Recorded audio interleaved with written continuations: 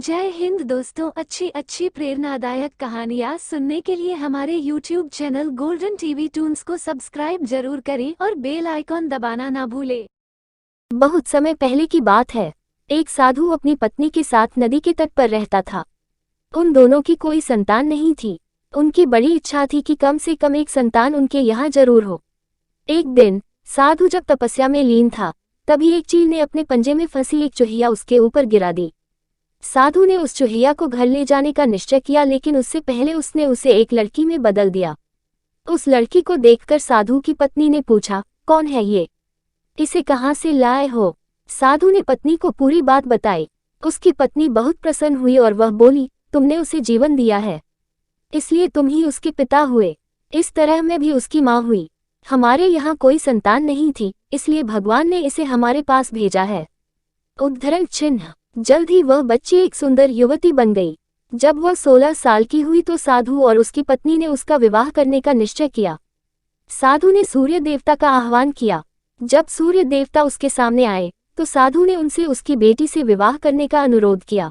हालांकि लड़की को यह विचार अच्छा नहीं लगा और उसने कह दिया, क्षमा कीजिए, लेकिन मैं सूर्य देवता से विवाह नहीं कर सकती क्योंकि वह बहुत गर्म है। निराश साधु ने सूर्य देवता से कहा कि अब वे ही उसकी लड़की के लिए कोई सुयोग्य वर सुझाएं। सूर्य देवता ने कहा, बादलों के देवता से आपकी लड़की की जोड़ी सही बैठेगी क्योंकि वे ही धूप की गर्मी से उसकी रक्षा कर सकते हैं।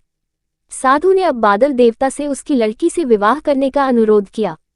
इस बार भी लड़की ने विवाह से इनकार कर दिया और बोली, मैं इस काले व्यक्ति से विवाह नहीं करूंगी।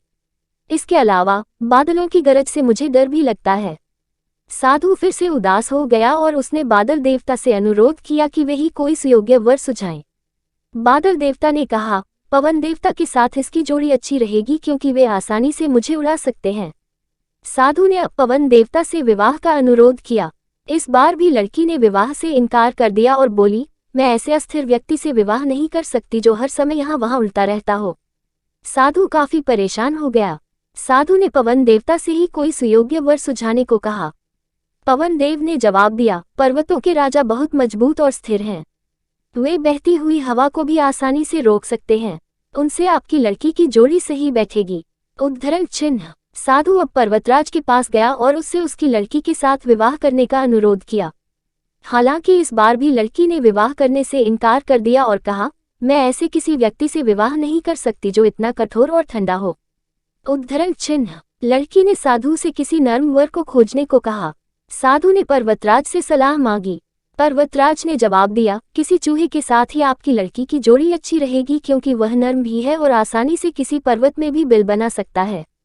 इस बार लड़की को वर पसंद आ गया। साधु काफी हैरान हुआ और बोला, भाग्य का खेल कितना निराला है।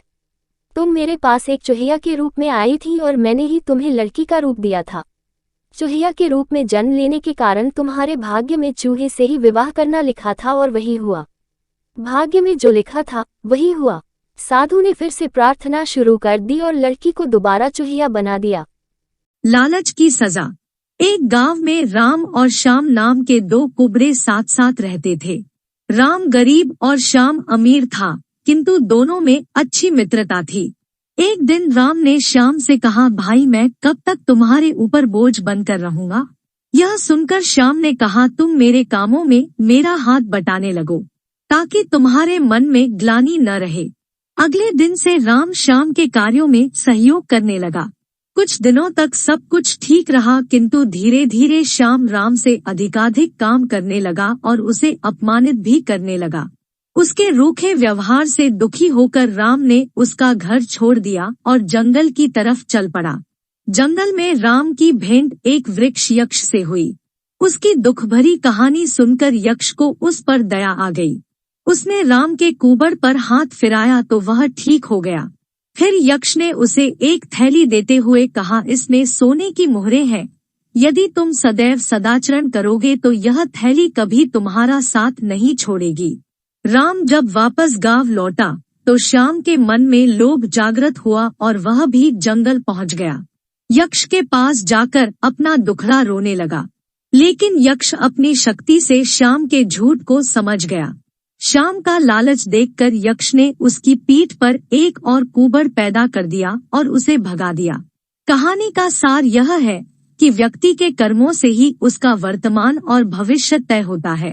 आता कभी झूठ से आगे बढ़ने की मत सोचो, सदा सत्कर्मों की राह पर चलो।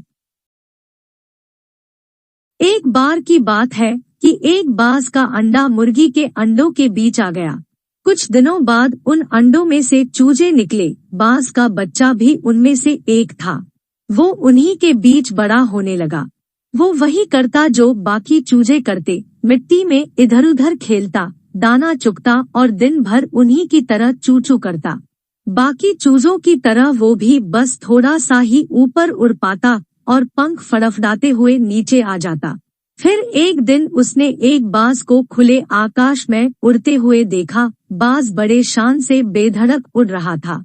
तब उसने बाकी चूजों से पूछा कि इतनी ऊंचाई पर उड़ने वाला वो शानदार पक्षी कौन है? तब चूजों ने कहा, अरे वो बाज है, पक्षियों का राजा। वो बहुत ही ताकतवर और विशाल है, लेकिन तुम उसकी तरह नहीं उड़ सकते क्योंकि तुम तो एक चूजे हो। बाज के बच्चे ने इसे सच मान लिया और कभी वैसा बनने की कोशिश नहीं की। वो जिंदगी भर चूजों की तरह रहा और एक दिन बिना अपनी असली ताकत पहचाने ही मर गया। दोस्तों, हम में से बहुत से लोग उस बाज की तरह ही अपना असली जाने बिना एक जिंदगी जीते रहते हैं, हमारे आसपास की बना देती है। हम में ये भूल जाते हैं कि हम अपार संभावनाओं से पूर्ण एक प्राणी हैं। हमारे लिए इस जग में कुछ भी असंभव नहीं है, पर फिर भी बस एक औसत जीवन जी के हम इतने बड़े मौके को गंवा देते हैं। आप चूजों की तरह मत बनिए। अपने आप पर, अपनी काबिलियत पर भरोसा कीजिए। आप चाहे जहां हो, जिस परिवेश में हो, अपनी क्षमताओं को पहचानिए और आकाश की ऊंचाइयों पर उड़कर दिखाइए, क्योंकि यही आपकी वास्तविकता है। अंधी का बेटा। एक औरत थी जो अंधी थी, जिसके कारण उसके बेटे को स्कूल में बच्चे चिढ़ाते थे कि अंधी का बेटा आ गया। हर बात पर उसे ये शब्द सुनने को मिलता था कि अंधी का बेटा, इसलिए वो अपनी माँ से चिढ़ता था। उसे कहीं भी अपने साथ लेकर जाने में हिचकिचाता था, उसे नापसंद करता था।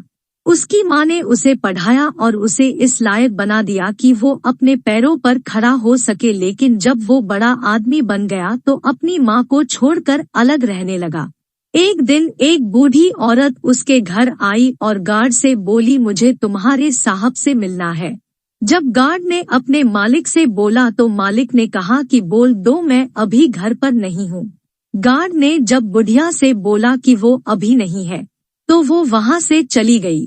थोड़ी देर बाद जब लड़का अपनी कार से ऑफिस के लिए जा रहा होता है तो देखता है कि सामने बहुत भीड़ लगी है, और जानने के लिए कि वहाँ क्यों भीड़ लगी है वह वहाँ गया तो देखा उसकी माँ वहाँ मरी पड़ी थी। उसने देखा कि उसकी मुट्ठी में कुछ है।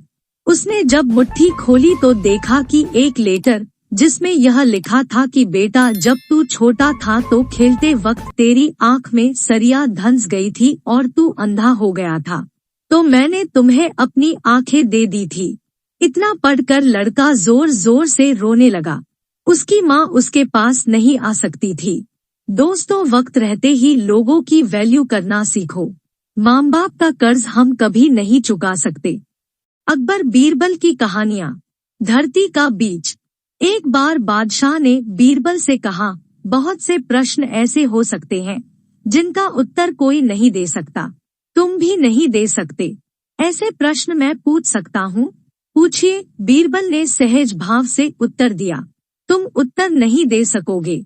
उत्तर देने की पूरी कोशिश करूँगा, आप प्रश्न पूछे। बीरबल बोले, तो बताओ धरती का बीज कहाँ है? बादशाह ने पूछा। बीरबल ने देखा बादशाह का एक मोहनलगा खोजा मुस्करा रहा था। बीरबल से वह खोजा बहुत जलता था। बीरबल बोला, उत्तर तो मैं अभी दूंगा। जिसने प्रश्न पूछा है बादशाह सलामत, वह स्वयं क्यों नहीं पूछ सका?